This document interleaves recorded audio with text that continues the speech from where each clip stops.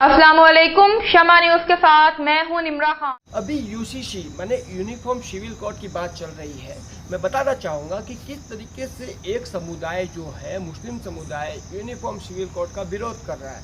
कई बार सवाल जवाब आते हैं, मेरे पास भी कई तरह के सवाल जवाब आए और पाकिस्तान तक ये बातें जा रही है कि यूनिफॉर्म सिविल कोड इंडिया में लागू हो रहा है, उससे मुस्लिम जो धर्म है इस्लाम पर बड़ा खतरा है। इस तरह की बातें हिंदुस्तान में तो बोल रहे हैं, मगर पाकिस्तान अफगानिस्तान के मुसलमानों को भी यही समझाया और पढ़ाया जा रहा है। तो मैं बताना चाहूँगा यूनिफॉर्म सिविल कोड आने पर जो हिंदुस्तान के मुसलमानों को जो इतनी बड़ी मिर्चा लग रही है, आग लग रही है, मैं उनको बताना चाहूँगा उस समय आपका ईमान और आपका ईमानदारी कहाँ चली गई थी। जब मुस्लिम पर्सनल लॉ बोर्ड आया था, वक्त बोर्ड आया था, मुस्लिम पर्सनल लॉ बोर्ड आया था, आपने उसका विरोध क्यों नहीं किया था उस समय, और अभी भी उसका विरोध क्यों नहीं कर रहे। जब भारत है, भारत में एक जैसा कानून होना चाहिए और भारत के लोगों को ये कानून पसंद है, यूनिफॉर्म सिविल कोड, और अंबेडकर ने भी यूनिफॉर्म सिविल कोड का ही जिक्र किया था और अभी तक भारत में यूनिफॉर्म सिविल कोड नहीं आया। और जब आने की बात चल रही है तो कुछ मुट्ठी भर मुस्लिम समुदाय इसका विरोध कर रहे हैं। इसलिए कर रहे हैं क्योंकि मौज मस्ती, ऐश अयासी, 4 शादी, 40 बच्चे और जन्नत में जाने का रास्ता बंद हो जाएगा, इसलिए कर रहे हैं।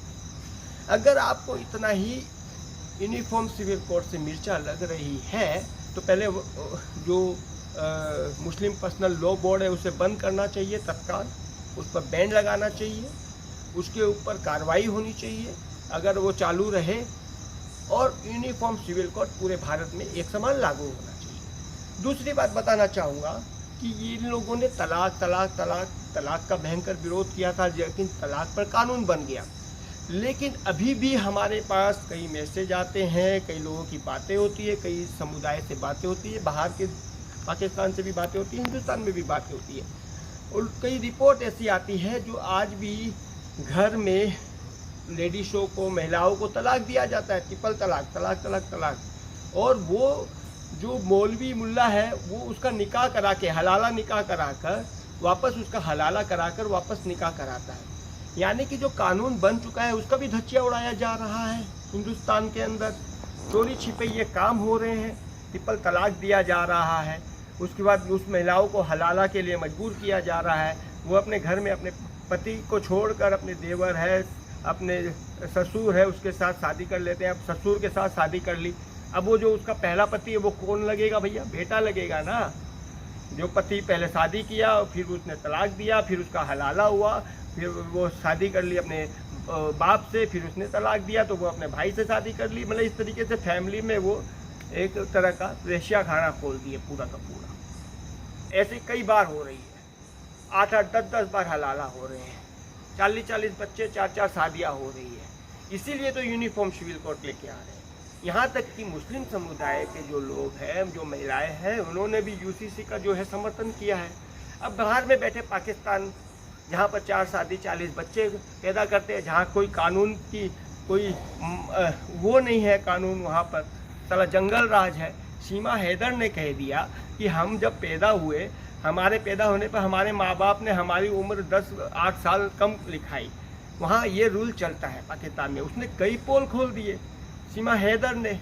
सोचिए कि सीमा हैदर हिंदुस्तान में आकर किस तरीके से पाकिस्तान की धज्जियाँ उड़ाई है और ये कह रही है कि अगर हम वहाँ चले गए तो हमें जिंदा मार दिया जाएगा या जला दिया जाएगा।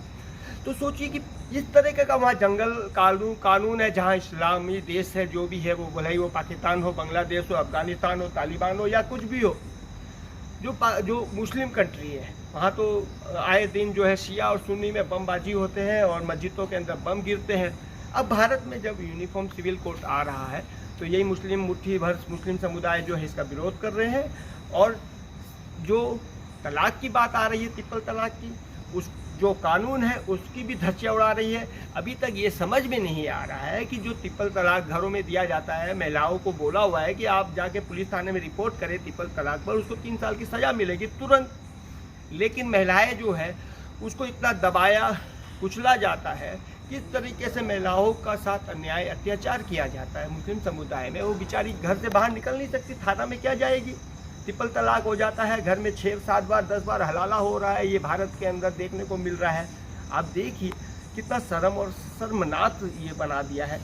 इस्लाम के नाम पर, कुरान के नाम पर, हदीस के नाम पर, मुसलमान के नाम पर इस तरीके का जो भारत में पूरा का पूरा एक तरह से रंडी पाड़ा वेश्या खाना और साला बौद्ध हुर्रों का भी लेकर इस तरीके से बना रखे हैं, ये चीज़ बढ़िया नहीं है। मुस्लिम समुदाय को सोचना चाहिए। कुछ बुद्धिमान मुस्लिम समुदाय इसके पर विचार भी कर रहे हैं, और जो कट्टरपंथी है, जिसमें सोचने समझने की शक्ति नहीं है, ताकत नहीं है, या वो समझना नहीं चाहते, वो लोग इसका विरोध कर रहे हैं, मगर धीरे धीरे वो भी सही रास्ते पर आ जाएंगे। लेकिन ऐसा अनुमान कम देखने को मिलता है कि सही रास्ते पे आ जाएंगे। लेकिन मैं उन पाकिस्तानियों को भी कहूँगा कि हमारी क्लिप पे जो है वो ज़रूर आप शेयर करें, ताकि आपको जानकारी हो। जो आपने सवाल किया वहाँ पर बैठकर उसका एक एक का मैंने जवाब दिया है।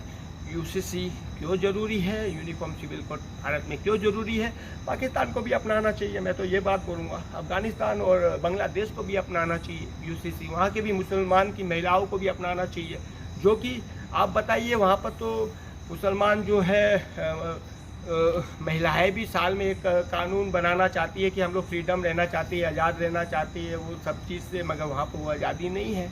जब वो धरना मोर्चा करती है, फ्लैग मार्च करती है महिलाएं, तो उसके ऊपर न्याय अत्याचार होता है, डंडे बरसाए जाते हैं और महिलाओं को जलील किया जाता है, और कई कई शब्दों से महिलाओं के कानून को वहाँ पर कुचला जाता है। आपने मीडिया में बैठ के देखा होगा, पाकिस्तान में मीडिया